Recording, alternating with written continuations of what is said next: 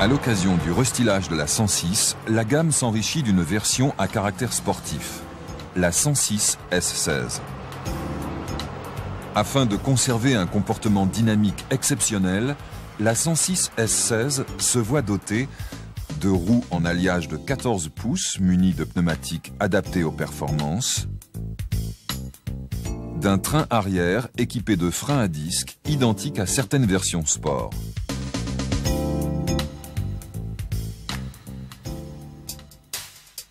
Cette version est animée par un nouveau moteur, le TU5 J4. Le TU5 J4 est un moteur 16 soupapes d'une cylindrée de 1587 cm3.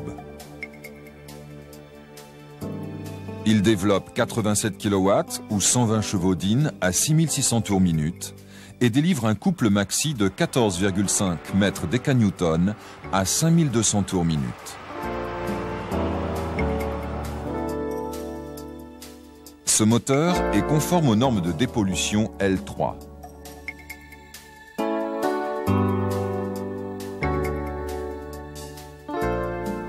À noter que la partie avant de l'échappement est spécifique. L'architecture principale se compose d'un bloc moteur en fonte, d'une culasse à 16 soupapes, de 2 couvre-culasses. Le carter cylindre présente quelques spécificités. Un bossage supplémentaire pour l'implantation du capteur de cliquetis, un puits de jauge permettant la vidange par aspiration,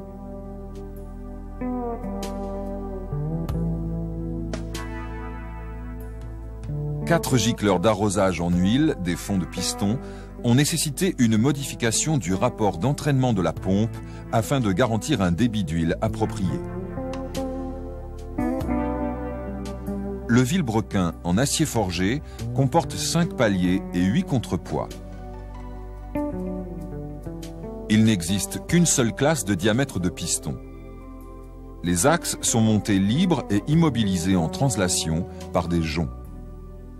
En pièces de rechange, ils sont livrés avec leur axe. Les pistons comportent 2 empreintes correspondant à l'emplacement des soupapes d'admission. Les bielles sont nouvelles et spécifiques au moteur TU5 J4. Elles sont reconnaissables par la présence d'une bague bronze à l'intérieur du pied de bielle. La culasse est en alliage d'aluminium et son architecture générale est issue de celle du moteur XU10 J4R.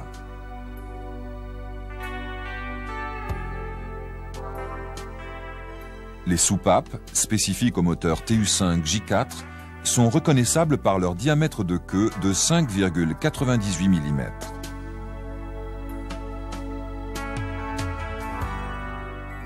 Les poussoirs hydrauliques ne nécessitent pas de réglage de jeu. Ils comportent des clapets anti-retour destinés à maintenir une pression d'huile constante dans les poussoirs. Les 2 arbres à cames, un admission et un échappement, sont coiffés de carter chapeau de palier.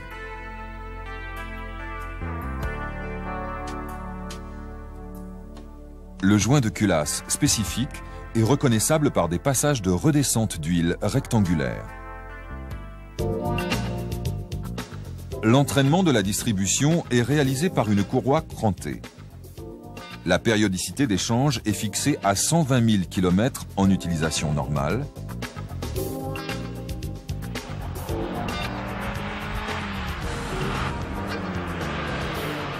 « 90 000 km en utilisation sévère. Les arbres à cames sont entraînés par des poulies dites folles et le réglage de tension de la courroie s'effectue par un galet tendeur à réglage par excentrique. Le système d'injection et l'allumage jumeaustatique sont gérés par un boîtier électronique Magneti Marelli MM1AP. Ce système adopte la technologie Flash EPROM qui permet le téléchargement de programmes. Le système d'injection semi-séquentiel dispose d'injecteurs de type Biget. Notons que les bougies sont logées dans le tunnel central. L'allumage est alimenté par une rampe composée de 2 bobines placées entre les arbres à cames. Le faisceau haute tension est ainsi supprimé.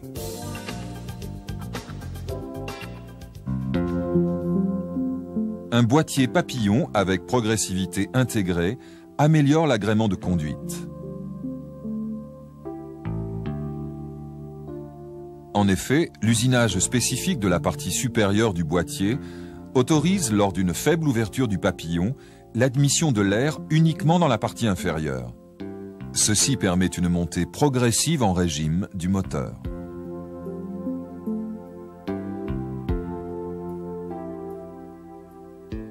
Notons la présence d'un résonateur qui limite les bruits d'admission.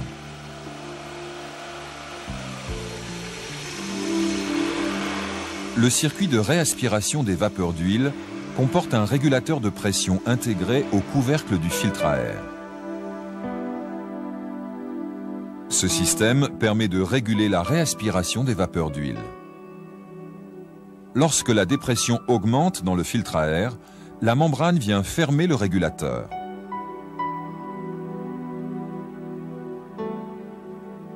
La pression des vapeurs d'huile augmentant, elle repousse la membrane, permettant ainsi la réaspiration des gaz de Carter. À noter également la présence d'une canalisation d'équilibrage des pressions des vapeurs d'huile entre la culasse et le Carter inférieur.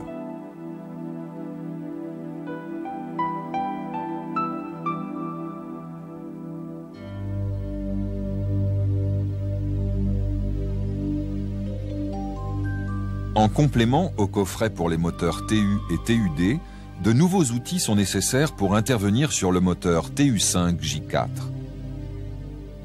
Un tampon pour le montage des joints d'arbre à cames, un outil de montage pour joints de queue de soupape, 2 piges de calage pour arbre à cames, une pour le côté admission, une pour le côté échappement, une épingle de maintien pour la courroie de distribution. Avant de procéder à l'échange de la courroie de distribution, débranchez la batterie. Après avoir retiré le cache calculateur, déposez et débranchez le calculateur.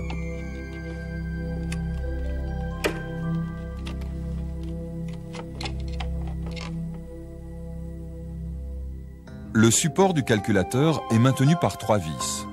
Enlevez ce support en retirant le relais double. Pour les véhicules équipés de l'air conditionné, débridez et écartez le tuyau de réfrigération.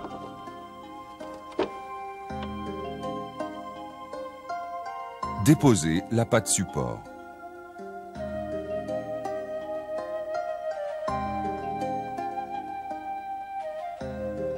Après avoir dégrafé le pare-boue, déposez la vis de fixation de la canalisation du circuit de refroidissement et l'écartez en la déclippant.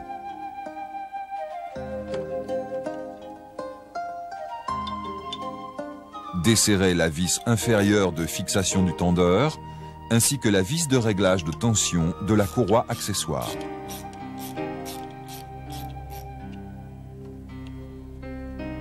Déposez la courroie d'entraînement d'accessoires. Déposez les vis de fixation de la poulie de Vilebrequin et la dégagez vers le bas en prenant appui sur le groupe motopropulseur. Ôtez la vis de la goulotte de cheminement du faisceau et l'écartez de manière à accéder aux 3 vis inférieures du carter de distribution.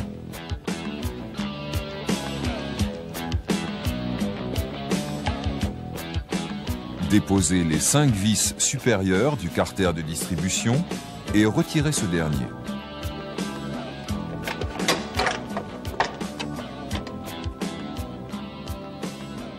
Pigez le volant moteur.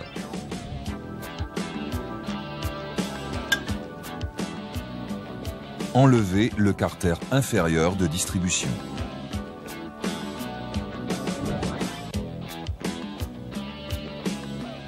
Mettre en place les piges sur les poulies d'arbre à cames, puis desserrer la vis du galet tendeur et déposer la courroie de distribution.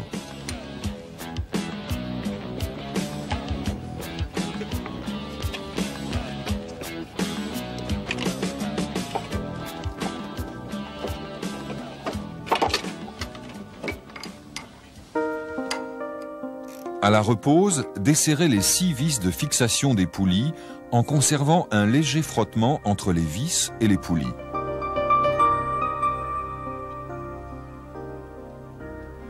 Vérifiez que les galets tournent librement, sans jeu et sans point dur. La courroie est munie de 3 repères placés respectivement en regard des dents 1, 52 et 72. En respectant le sens de rotation, alignez le premier repère de la courroie avec la rainure du pignon de la poulie de vilebrequin. Mettre en place l'outil sur le pignon de vilebrequin afin de maintenir la courroie. Amenez les 2 poulies d'arbre à cames en butée de boutonnière dans le sens horaire. En maintenant le brin bien tendu, mettre en place la courroie sur la poulie d'arbre à cames d'échappement, puis sur la poulie d'arbre à cames d'admission en alignant les repères.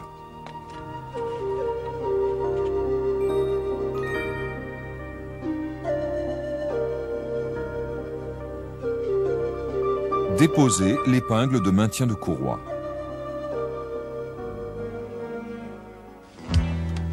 Mettre en place l'appareil de mesure de tension SEM-Setronic sur le brin en prenant garde de ne pas le mettre en contrainte avec l'environnement.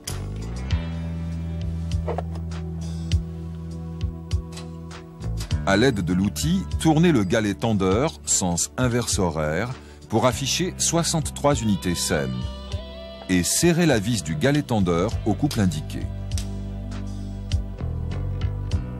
En déposant une vis sur chaque poulie d'arbre à cames, vérifiez qu'elles ne sont pas en butée de boutonnière. Serrez les 6 vis des poulies d'arbre à cames au couple préconisé.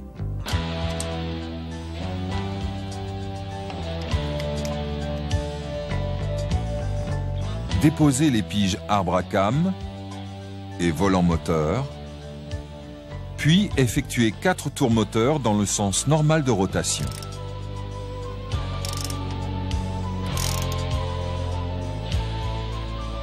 Sans revenir en arrière, pigez le volant moteur. Après avoir desserré les 6 vis des poulies et pigé les arbres à cames, effectuez de nouveau le réglage de tension de la courroie. À l'aide de l'outil, tournez le galet tendeur dans le sens inverse horaire jusqu'à obtenir une valeur de 37 unités SEM. Dans cette position, serrez au couple indiqué la vis du galet tendeur ainsi que les 6 vis des poulies d'arbre à cames.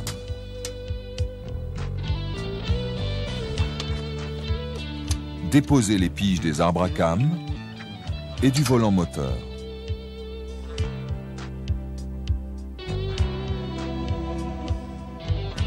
Reposez le carter inférieur, puis le carter supérieur de distribution en poussant légèrement le groupe motopropulseur pour en faciliter le passage. Reposez la poulie de vilebrequin.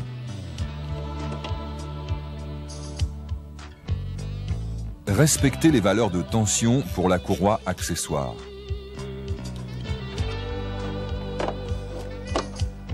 Continuez les opérations de repose dans l'ordre inverse de la dépose. Après rebranchement de la batterie et réinitialisation des calculateurs, effectuez un essai routier.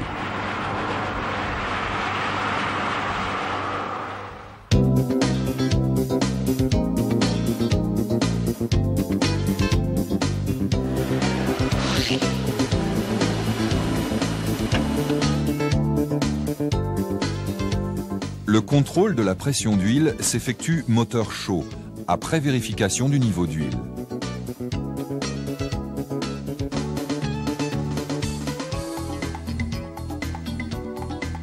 Un raccord spécifique pour les mesures de pression d'huile vient compléter le coffret d'outillage. Après avoir déposé le filtre à air, déposé la vis de fixation et dégagé la canalisation d'équilibrage des pressions de carter afin d'accéder au bouchon.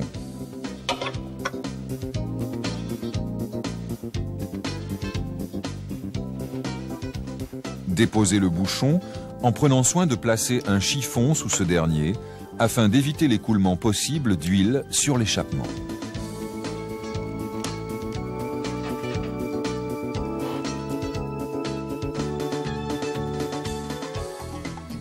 Remplacez ce bouchon par le raccord de pression d'huile.